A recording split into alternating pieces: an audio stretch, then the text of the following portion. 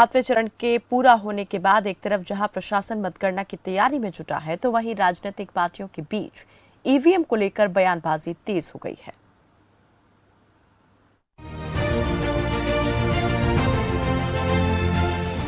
UP विधानसभा चुनाव का 7वां चरण पूरा हो चुका है, जहां चुनावी बिसातों के आकलन किए जा रहे हैं।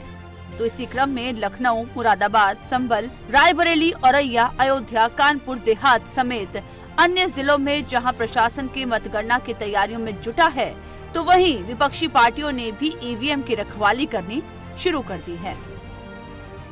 इसी बीच ईवीएम और बैलेट बॉक्स की छेड़छाड़ को लेकर यूपी के 5 शहरों में जमकर हंगामा हुआ।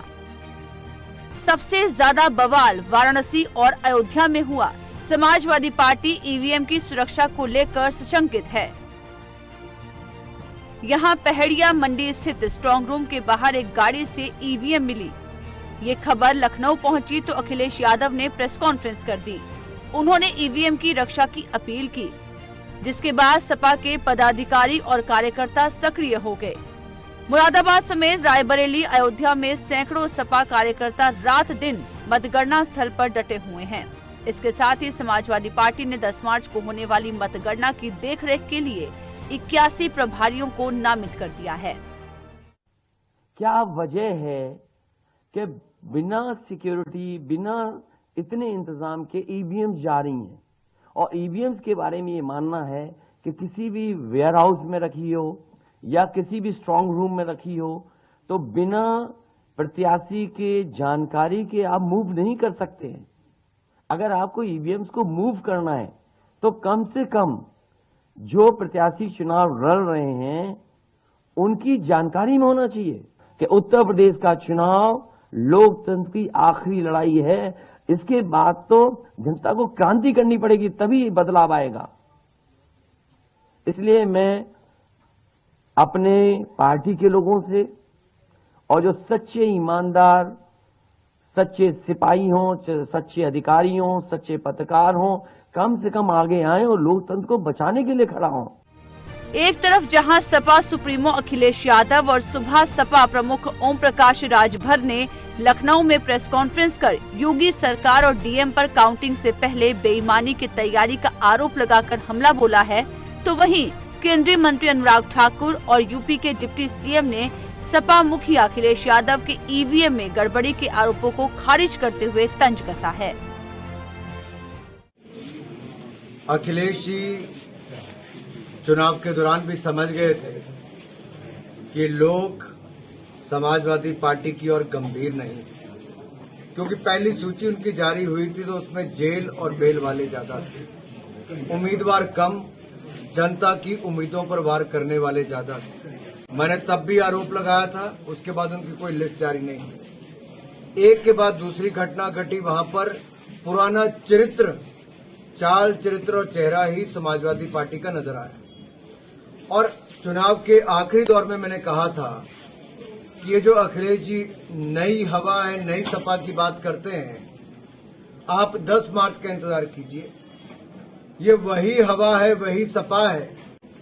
जनता जिनसे खफा है, मन बना लिया करना इनको दफा है। और 10 मार्च को अखिलेश यादव जी कहेंगे ईवीएम बहुत बेवफा है।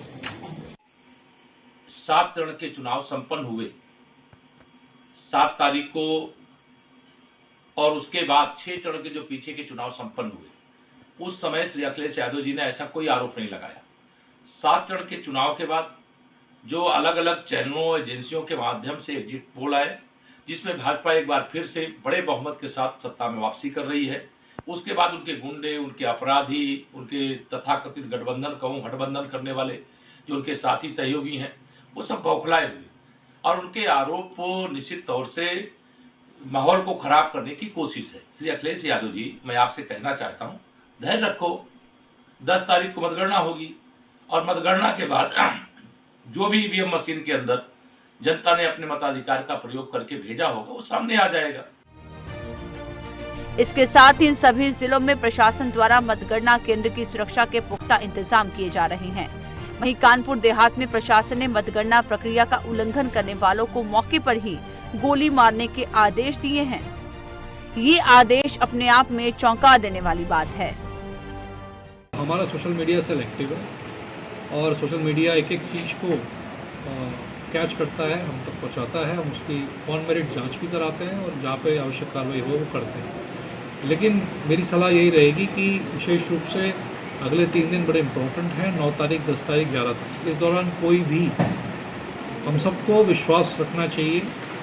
सब प्रेक्षक महोदय भी मौजूद हैं, जनरल ऑब्जर्वर्स। हम सबको विश्वास होना चाहिए हमारी व्यवस्था पे, माननीय निर्वाचन आयोग पे, पुलिस प्रशासन पे, कि सब ऑन मेरिट काम होगा। उसके बावजूद भी अगर कोई असामाजिक तत्व या कोई भी, चाहे किसी भी दल का हो, पार्टी का हो, कैसा भी आपराधिक छवि का तत्व, अगर कहीं से भी कोई भी छेड़खानी करने की कोशिश करता है या बाधा डालने की प्रक्रिया कोशिश करता है या अन्य जनपद में कहीं कानून व्यवस्था बिगाड़ने की भ्रामक सूचनाएं देने की कोशिश करता है, तो उस पर कठोरतम कार्रवाई पुलिस द्वारा की जाएगी। आवश्यकता अनुसार हमारे पास CPMF भी हैं और लॉ एंड ऑर्डर की ड्यूटीज अलग से लगी हैं। मतगणना के लिए माननीय चुनाव आयोग के निर्देश के अनुसार पुलिस की तरफ से पूरी व्यवस्था की गई है। इसमें त्रिस्तरीय सुरक्षा व्यवस्था मतगणना स्थल पर रहेगी। इनमें जो उसके सामने का हाईवे है उस पर रूट डाइवर्जन रहेगा, जिसके लिए 9 तारीख को सभी प्रमुख अखबारों में उसको निकाला जाएगा। उसके हिसाब से जनता को एडवाइस किया जाएगा कि उसके हिसाब से अपना रूट डाइवर्ट रखें। यहाँ पर जो प्रत्याशी आएंगे उनको कोई भी विजयी जुलूस निकालने की परमिशन नहीं दी जाएगी। साथ में उनके जो समर्थक आते हैं उनको भी पीछे लगभग 100 मीटर के पीछे एक बैरियर लगाया गया है, वहाँ पर रोका जाएगा।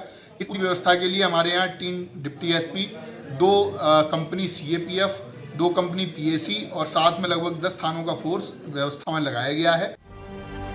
यूपी विधानसभा चुनाव की मतगणना से ठीक पहले इलेक्ट्रॉनिक वोटिंग मशीन पर बवाल शुरू हो गया है। अब सभी राजनीतिक पार्टियों के बीच बयानबाजी तेज हो गई है। तो प्रशासन के आला अधिकारियों द्वारा मतगणना स्थल के बाहर सुरक्षा के पुख्ता इंतजाम किए जाने के निर्देश जारी कर दिए गए हैं। अब ये देखना दिलचस्प होगा कि 2 महीने तक चलने वाले सियासी संग्राम के बाद यूपी के किले को कौन फतेह करता है और यूपी की जनता किसका राज तिलक करती है। ब्यूरो रिपोर्ट, खबर फास्ट।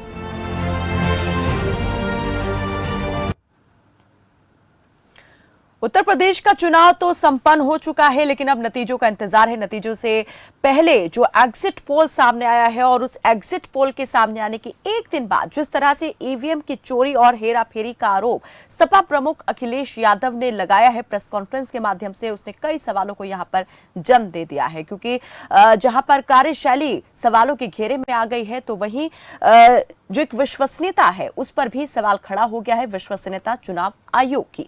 इस पर ज्यादा बातचीत के लिए हमारे साथ हमारे सहयोगी और राजनीतिक संपादक हमारे साथ जुड़े हुए हैं। संजीव कपासिया लखनऊ से जुड़े हैं, एटा से सचिन यादव और रायबरेली से धीरज शुक्ला जुड़े हुए हैं। संजीव, सबसे पहले आपसे बात इस पर करना चाहेंगे, जिस तरीके से यहाँ पर सपा प्रमुख अखिलेश यादव ने ईवीएम की चोरी और हेराफेरी के आरोप लगाए हैं, कैसे इन आरोपों को देखा जाए? क्या ये माना जाए कि कहीं ना कहीं एग्जिट पोल जिस तरीके के नतीजे यहाँ पर अभी दिखा रहा है या परिणाम होने की संभावना व्यक्त कर रहा है, क्या उसको लेकर बौखलाहट है या फिर वाकई में जो आरोप वो लगा रहे हैं उनमें कुछ सच्चाई भी है? देखिए कायनात, अखिलेश यादव की बात करें तो अखिलेश यादव ने चुनाव आयोग पर ये आरोप पहली बार नहीं लगाए हैं। जब चुनाव की शुरुआत हुई थी तब एक प्रतिनिधिमंडल समाजवादी पार्टी के प्रदेश अध्यक्ष के नेतृत्व में चुनाव आयोग से मिला था और साफ तौर पर अपील की थी उत्तर प्रदेश में एक पारदर्शिता के साथ चुनाव कराया जाए, ईमानदारी के साथ चुनाव कराया जाए। लेकिन अब 7 चरण उत्तर प्रदेश में संपन्न हो चुके हैं। कल उत्तर प्रदेश में सत्ता का जो रास्ता है वो बिल्कुल साफ हो जाएगा। उत्तर प्रदेश की सियासत का सरताज कौन होगा, कल काउंटिंग के बाद ये चीजें सब क्लियर हो जाएंगी। लेकिन जिस तरीके से अखिलेश यादव ने ईवीएम पर सवाल खड़े किए हैं, कल उन्होंने देर रात 6 बजे प्रेस कॉन्फ्रेंस बुलाई और उसमें अपने लोगों से अपील की कि उत्तर प्रदेश में सभी जहां ईवीएम रखी है वहां पर आप पहरेदारी कीजिए, ईवीएम को रखाइए। और उन्होंने अपील की उन पत्रकारों से भी, उन्होंने कहा कि जो ईमानदार पत्रकार है, जो ईमानदार जनता है, जो ईमानदार अधिकारी हैं, उनसे एक भावुक अपील की गई अखिलेश यादव की ओर से कि ये लोकतंत्र बचाने का चुनाव है, ये आखिरी चुनाव है लोकतंत्र का। इसके बाद यदि भारतीय जनता पार्टी से टक्कर लेनी होगी तो जनता को आंदोलन करना पड़ेगा, जनता को क्रांति करनी पड़ेगी। यानी अखिलेश यादव ये बताना चाहते हैं उत्तर प्रदेश के लोगों को कि भारतीय जनता पार्टी की जो मशीनरी की दुरुपयोग करने की आदत है वो किस तरीके से इस चुनाव में, इस काउंटिंग में सामने आ सकती है। तो ये तमाम चीजें हैं। हालांकि सरकार और चुनाव आयोग कह रहे हैं पूरी ईमानदारी के साथ काउंटिंग की जाएगी।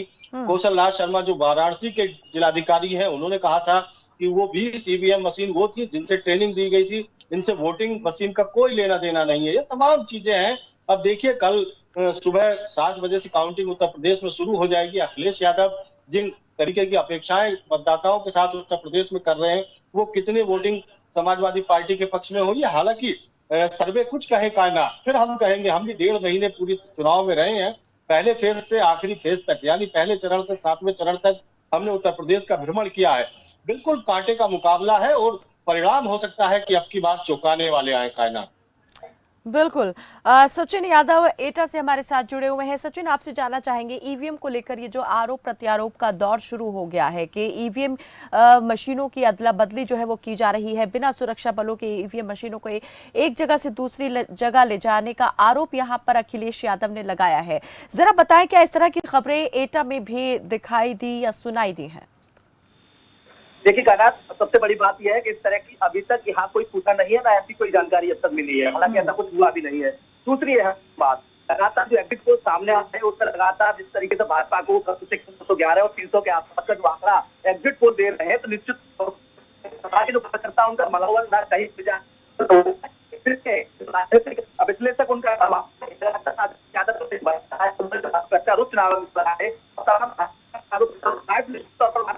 कि जो सपा के कार्यकर्ता है उन्होंने कहा ईमानदार पत्रकार, ईमानदार कार्यकर्ता, तमाम ईमानदारी की बात उन्होंने कही है। तो निश्चित तौर पर अखिलेश यादव का बयान है वो कार्यकर्ताओं में जान फूकने और जान डालने की बात जरूर इस बात को मानी जा रही है। दूसरी अहम बात, जिस तरीके से कल वाराणसी से जो ईवीएम मशीन एक गाड़ी में पकड़ी गई थी, उसके बाद जिस तरीके से एक सियासत गरमाई थी और उसके बाद लगातार सियासत का दौर शुरू हो गया, सत्ता पक्ष और विपक्ष दोनों तरफ से बयानबाजी शुरू हो गई।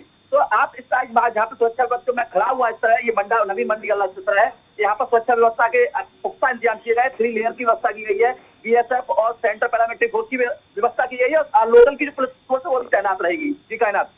जी, और लेकिन जिस तरीके से अखिलेश यादव की ओर से अपील की गई अपने पार्टी कार्यकर्ताओं से, युवाओं से, कि वो जो आने वाले कुछ घंटे हैं, दिन हैं, उसमें लोकतंत्र के प्रहरी की तरह से यहाँ पर वो काम करें, तो क्या यहाँ पर सपा के कार्यकर्ता भी आप देख पा रहे हैं कि निगरानी के लिए जुट चुके हैं? देखिए बनारस में अखिलेश यादव ने जबकि उसके बाद लगातार यूपी के कार्यकर्ताओं, सपा कार्यकर्ताओं से आह्वान किया कि वो जाए और जहां मतगणना केंद्र वहां पर जाकर ईवीएम की सुरक्षा करें।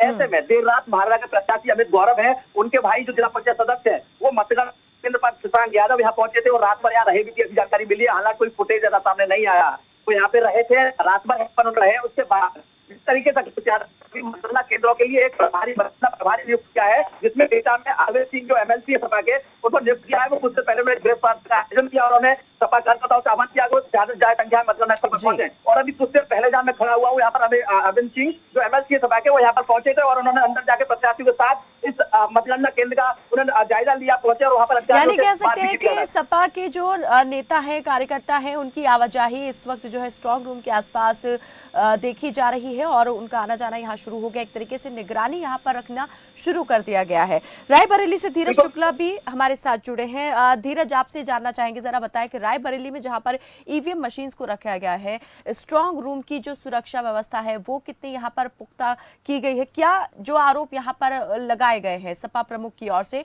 उन आरोपों के तहत आप देख रहे हैं कुछ इस तरह की कोई घटना रायबरेली में भी घटित हुई हो? बताना चाहूंगा, जिस तरीके से देखा जाए, कल शाम को पूर्व मुख्यमंत्री अखिलेश यादव द्वारा प्रेस कॉन्फ्रेंस कर आरोप लगाए जाते हैं, उसके बाद जो सपा के प्रत्याशी हैं, जो सपा के समर्थक है, वो मतगणना स्थल के बाहर पहुंचते हैं और करीब पूरी रात वहां पर जो 6 विधानसभा है रायबरेली में, 6 विधानसभा के 6 प्रत्याशी वहां मौके पर थे और 24 समर्थक हैं, वो वहां पर लगातार नजरें बनाए हुए हैं। किसी से कोई गाड़ी अंदर जाते देखते ही गाड़ियों की तलाशी लेने की बात करते हैं। वहीं अगर सुरक्षा व्यवस्था की जाए, सुरक्षा व्यवस्था के पूरे का इंतजाम किए गए हैं मतगणना स्थल के बाहर और मतगणना स्थल के अंदर जो भी अर्धसैनिक बलों की 4 कंपनियां लगाई गई हैं, वहीं 600 सिविल पुलिस को भी लगाया गया है। किसी प्रकार से कोई अशांति न हो, शांतिपूर्ण ढंग से मतगणना हो और जो भी उसके रिजल्ट होंगे, रिजल्ट आने के बाद जो विजयी प्रत्याशी रहेंगे उनको जुलूस अन्य जो कार्यक्रम है वो करने के लिए प्रतिबंधित कर दिया गया है। जी कायनात। चलिए, बहुत शुक्रिया धीरज हमारे साथ जुड़ने के लिए। सचिन, आपका भी बहुत धन्यवाद तमाम जानकारी देने के लिए। संजीव हमारे साथ जुड़े, आपका भी बहुत शुक्रिया तमाम जानकारी देने के लिए। तो उत्तर प्रदेश में जो विधानसभा चुनाव है उसको लेकर के जहां राजनीति पूरी तरीके से गरमाई रही, वहीं अब नतीजों को लेकर जो है आरोप प्रत्यारोप का दौर अभी से ही शुरू हो गया है। मतगणना से पहले ही यहाँ पर ईवीएम में गड़बड़ी की या हेराफेरी की बात जो है वो सामने आने लगी है।